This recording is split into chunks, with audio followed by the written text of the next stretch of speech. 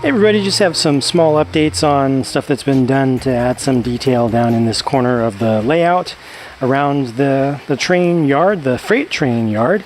And mostly I've just added in a little bit of detail for the terrain around there, so it's just, you know, looking a little bit more alive. It's not like final stuff or anything. Most of it's just kind of thrown in there pretty quickly, but that's not where most of the work was done. It does help the place to look a little bit more alive now, but I also brought in some more figures, and they're kind of walking around doing stuff. Looks like they might be taking on some tasks. Oh yeah, I added that the concrete slab beneath the whole thing, or at least most of it, and also a little bit of a suggestion that the maintenance pits are under the track. It goes black in between the sleepers as you go inside of there. But you also see a little bit of detail inside as you look in the doors. So you got some cabinets over there and some drawers, and over on this side, let's see if I can see down in there. It's a little bit of a stretch for my arms right now, but you can see that there are some tools and some spare parts on the wall back there.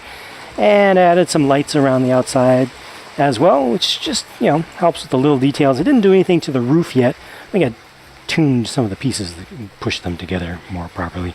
But the whole building has been picked up and moved and taken to the building area, the mock building area, and brought back here quite a number of times. But I think this is looking, I think, good enough for now for me to be happy with it and to move back to doing other things again. You know, it's just kind of just a project that I took on because I got the inspiration to do it. Let me go ahead and take off these roof segments. A number of you wanted to see what it looks like inside, and there's actually a little bit more to see now. It's a little bit more worthwhile to actually look inside there now. Oops, accidentally hit my Maersk engine. That's okay. So just a suggestion of a gantry crane in there.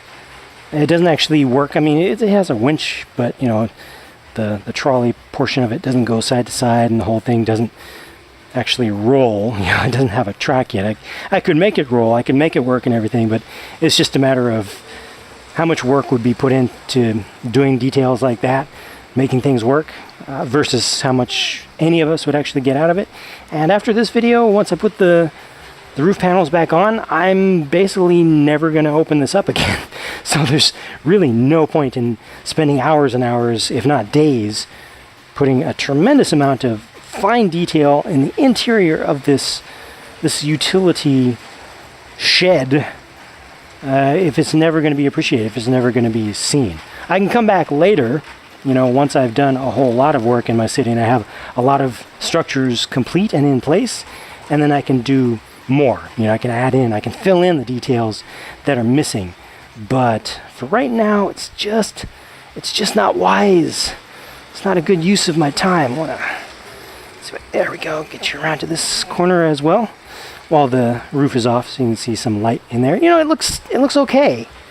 And you know, we are really focusing on this, but most of the time you're going to be seeing it from some kind of distance, and it just does what it's supposed to do now. Let me go ahead and put those roof panels back on and take you around the other side. If only I had caught that on camera. I actually accidentally caught this tank car on my microphone wire, knocked this completely off the table, caught it with my foot, guided it down to the ground, and saved it from total destruction. Only this little brake wheel popped off, and a couple things needed to be straightened. But other than that, it's intact. Yay. Good. I don't want that to be destroyed, because I really like that tank car. Okay, I got the roof panels back on. Let me bring you around to the other side. There, that's what I wanted to do in the first place. That's all I wanted to do. No drama. Yeah, just a little bit more foliage around this side as well. And yes, this is looking pretty proper now. There's enough light getting in there. You can see the engines inside from a given side. You can see a little bit of a hint of the gantry crane up there, and if you get down a little bit lower, you can see it a little bit better. So yes, this is a success right here. Oh yeah, I did the corners as well. Took the clear, I guess they're windscreen pieces out of those corners and just put some sand green going up in there. So this is all set for the time being, this whole corner looks so much better. I still need to put in some signals. I'll do that over time. But yeah, I'm most likely gonna get back to work down there. And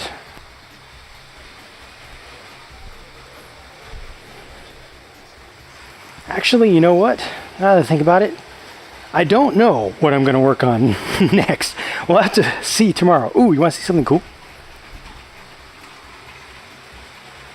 Steam train coming through the tunnel.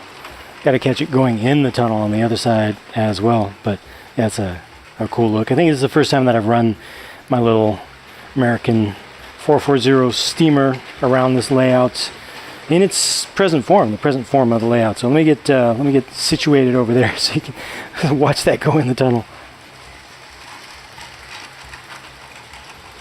Of course, it's a cheat now because you can just see it where it's cut out. But I think there's just something a little bit special about, you know, an older train going into a tunnel or coming out of a tunnel. So speaking of that, let me get it one more time coming out.